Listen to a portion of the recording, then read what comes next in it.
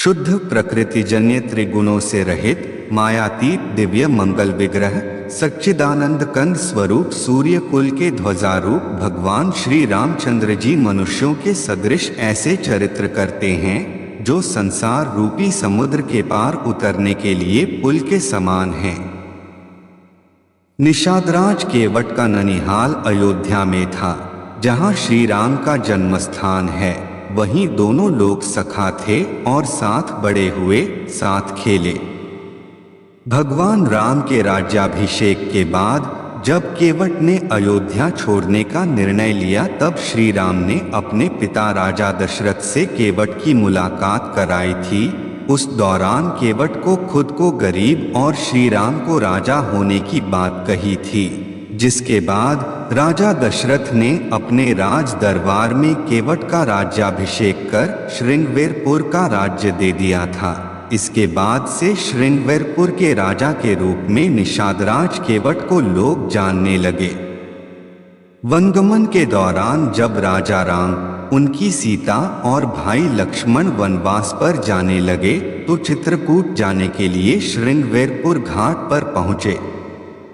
जब निषादराज गुह ने यह खबर पाई, तब आनंदित होकर उसने अपने प्रियजनों और भाई बंधुओं को बुला लिया और भेंट देने के लिए फल, मूल, कंद लेकर और उन्हें भारों, बहंगियों में भरकर मिलने के लिए चला।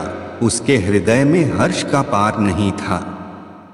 दंडवत करके भेंट सामने रखकर वह अत्यंत प्रेम से प्रभु को देखने लगा। श्री रघुनाथ जी ने स्वाभाविक स्नेह के वश होकर उसे अपने पास बैठाकर कुशल पूछी। निषादराज ने उत्तर दिया, हे नाथ, आपके चरण कमल के दर्शन से ही कुशल है। आपके चरणार बिंदों के दर्शन कर आज मैं भाग्यवान पुरुषों की गिनती में आ गया। हे देव, यह पृथ्वी, धन और घर सब आपका है। मैं तो परिवार सहित आपका नीच सेवक हूँ। अब कृपा करके श्रृंगवेरपुर में पधारिए और इस दास की प्रतिष्ठा बढ़ाइए, जिससे सब लोग मेरे भाग्य की बड़ाई करें। श्री रामचंद्र जी ने कहा, हे सुजान सखा, तुमने जो कुछ कहा सब सत्य है, परंतु पिताजी ने मुझको कुछ और ही आज्ञा दी है।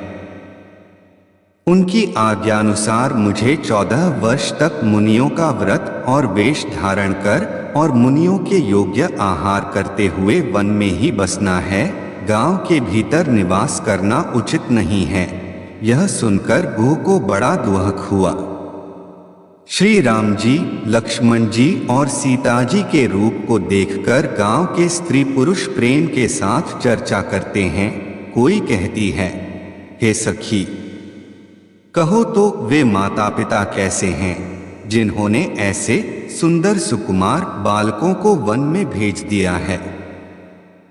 कोई एक कहते हैं, राजा ने अच्छा ही किया, इसी बहाने हमें भी ब्रह्मा ने नेत्रों का लाभ दिया। तब निषाद राज ने हृदय में अनुमान किया तो अशोक के पेड़ को उनके ठहरने के लिए मनोहर समझा। उसने श्री रघुनाथ जी को ले जाकर वह स्थान दिखाया। श्री रामचंद्र जी ने देखकर कहा कि यह सब प्रकार से सुंदर है। पुरवासी लोग जोहार वंदना करके अपने अपने घर लौटे और श्री रामचंद्र जी संध्या करने पधारे।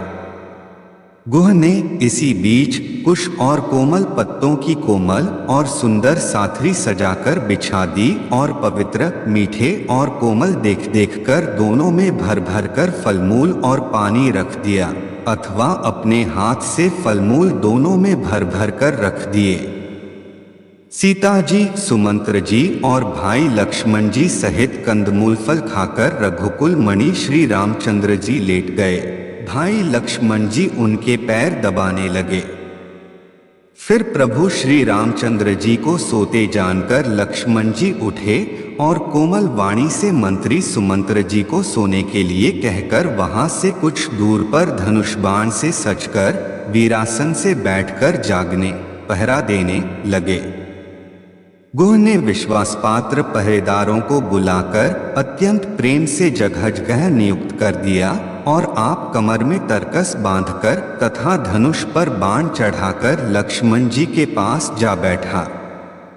प्रभु को जमीन पर सोते देखकर प्रेमवश निषाद राज के हृदय में विषाद हो आया। उसका शरीर पुलकित हो गया और नेत्रों से प्रेमाश्रुओं का जल बहने लगा। वह प्रेम सहित लक्ष्मण जी से वचन कहने लगा। महाराज दशरथ जी का महल तो स्वभाव से ही सुंदर है, इंद्रभवन भी जिसकी समानता नहीं पा सकता। उसमें सुंदर मणियों के रचे चौबारे, छत के ऊपर बंगले हैं जिन्हें मानोरति के पति कामदेव ने अपने ही हाथों सजाकर बनाया है, जो पवित्र, बड़े ही विलक्षण, सुंदर भोग पदार्थों से पूर्ण और फूलों की सुगंध से सुवासित हैं, जहाँ सुंदर पलंग और मणियों के दीपक हैं तथा सब प्रकार का पूरा आराम है, जहाँ ओढ़ने बिछाने के अनेकों वस्त्र, तकिए और गद्दे हैं जो दूध के फेन के समान कोमल, निर्मल, उज्ज्वल और सुंदर हैं।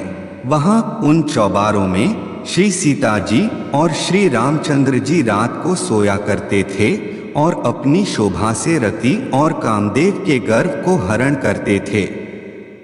वही श्री सीता और श्री राम जी आज घासपूस की साथरी पर थके हुए बिना वस्त्र के ही सोए हैं। ऐसी दशा में वे देखे नहीं जाते। माता, पिता, कुटुंबी, पुरवासी, प्रजा, मित्र, अच्छे शील स्वभाव के दास और दासियां, सब जिनकी अपने प्राणों की तरह सार संभार करते थे, वही प्रभु श्री रामचंद्र जी आज पृथ्वी पर सो रहे हैं, जिनके पिता जनक जी हैं, जिनका प्रभाव जगत में प्रसिद्ध है, जिनके ससुर इंद्र के मित्र रघुराज दशरथ जी हैं और पति श्री रामचंद्र जी हैं, वही जानकी जी आज जमीन पर सो रही हैं।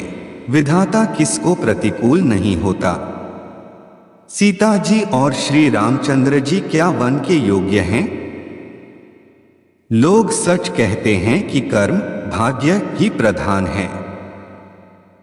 कैकेराज की लड़की नीच बुद्धि कैकेयी ने बड़ी ही कुटिलता की, जिसने रघुनंदन श्री राम जी और जानकी जी को सुख के समय दुहक दिया। वह सूर्यकुल रूपी वृक्ष के लिए कुल्हाड़ी हो गई।